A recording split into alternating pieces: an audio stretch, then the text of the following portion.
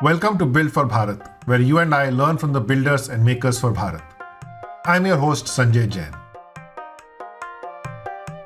Today I have with me Viraj Tyagi, who's the CEO at eGov Foundation. Viraj, welcome to Build for Bharat. Thank you. Great to be here, Sanjay. Viraj, eGov has been in the space of building platforms for local governance. I know you have helped hundreds of cities across the country to build systems that support the citizens to do better.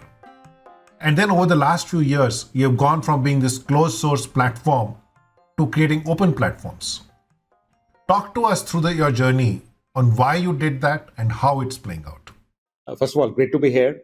So it's been a very interesting journey for me over the last 6 years. And I guess eGov started in 2003 as an idea of saying, why won't we use the transformative power of technology to make our cities work better from a governance, service delivery, data, all those points of views. And we did some sterling work in Karnataka, in Nagpur, in Chennai. But I think 13 years into our journey, we realized, given the scale and complexity and diversity of a country like India, where you have more than almost 5,000 towns and cities now, which have 14 official languages, it is to solve this at scale and at speed. A traditional model of building kind of point solutions or platforms which address a particular problem, it's not going to do it in a hurry. We are still 13 years in about 150 and 60 odd cities and towns. And that's where I started thinking about, is there another way of doing it? And you were part of the process. And I remember, Sanjay, when I joined in 2016. And we started thinking, what if we said eGov from a solver of problems becomes an actor which gives tools and capabilities for the ecosystem to solve that problem.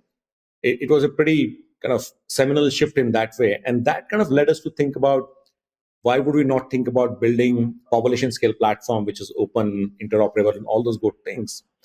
And the big bet on this, Sanjay, was that who will then participate on that, right? Because you can build an infra, and we did that pretty fast in 18 months. And the big bet was that these actors across what we call Samaj, Sarkar, Bazaar will find value in and solve their problems in their own context using that. So I think, to me, the first part of the journey was very exciting about building this new platform. We use all the new technology, open source technology, and the microservice architecture.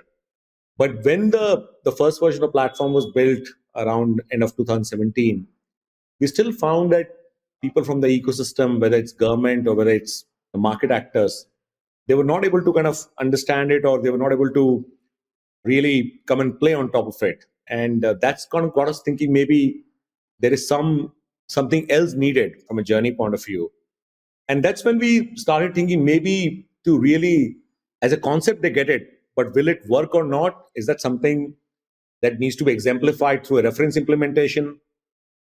So that's when the first reference implementation happened in Punjab, where we found a very progressive department and an officer to partner with us. And we could show what took like 2-3 years to do with hundreds of crores of rupees. You can do it in 90 days. 100 cities were live in 90 days. And the results was for everybody to see. So I think one was that we kind of made some investment to kind of exemplify the power of the platform. Second was really moving away from a actor which participates in the market to becoming an actor which enables markets and governments to play together. So we stopped participating in any RFPs ourselves. So this combination of changing our position from a participant to an enabler, and also investing behind, putting your money behind what you say. So sparking some reimagination. That's when we started seeing people coming to us and saying, okay, there's something happening here. I am a principal secretary of this state. We are looking at solving this problem. And that's when the market actors from big fours to smaller players started talking to us, and we started building a practice around enablement. And then the hockey stick really took off from 300 odd or 200 odd towns and cities. In a space of 3 years, we went over 1,200. The central government took notice. They said, there's something happening here. Why don't we offer it as a national platform? And the National Urban Digital Mission was born. To me, the tech part of it was somehow easier because it's abstracting, and we get that thinking quite easily. Getting the ecosystem to act in cohesion and with high trust and collaborate is a harder part, and I think still some distance to go, because we are still the main contributor to the platform. We're still not getting a lot of contribution from the community. Still needs a lot of hand holding. We're still not completely become what I call touch free enablement. But the combination of the ecosystem and the technology, and the final part was policy. It is amazing how big a scale lever policy is. So I'll give you an example of that. Then when we started talking to the national government in Delhi about using this as a concept, it is very hard to land some of these abstract concepts on the people who are trying to solve day-to-day problem.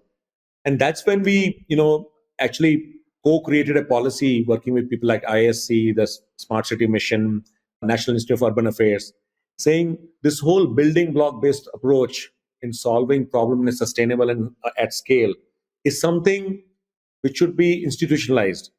And then the policy paper came out for the urban affairs, which led to the formation of National Urban Digital Mission. When we started, we thought tech was a big lever. Then we thought maybe ecosystem is a big lever. But when the policy comes, that's when the public money gets committed to this, and a lot of things start happening. So this was the kind of, in summary, the kind of journey, Sanjay. Wonderful, Viraj. I think what I heard was that you first built the tech as a product, and then when you converted to an open platform, you had to de-risk other players to come on to solve real problems. And once that demonstration happened, then you still had to get the policy levers in place for it to actually scale well. And through this journey, you've now come to a great place where it's taking off. I want you to talk to us about any examples you can name of things that the community has done with the platform which you hadn't done yourself. For example, there is a small ecosystem actor called Transserve. They took our platform, worked with IDFC Infra, and we have some kind of a tax assessment capability in the platform. So if you have a property, if you have a water connection, what is the tax which is due? So using that platform, they build on top of it a GIS layer, which said, in this particular city, there are so many houses which this size, the overdue amount is this much. What is the actual property tax assessment? So I think that is one example. Other example is, there's a BEL, Bharat Electronics Limited. They were doing implementation for Ministry of Defense. So they built a brand new appointment booking system for their dispensaries. They built a brand new community hall booking system. They built a birth and death registration system using the building blocks. And some of them have been contributed back also to the platform. Great. Thank you very much. It was a pleasure having you here, and I hope our listeners will learn from this effort. Thanks, Viraj. Thank you.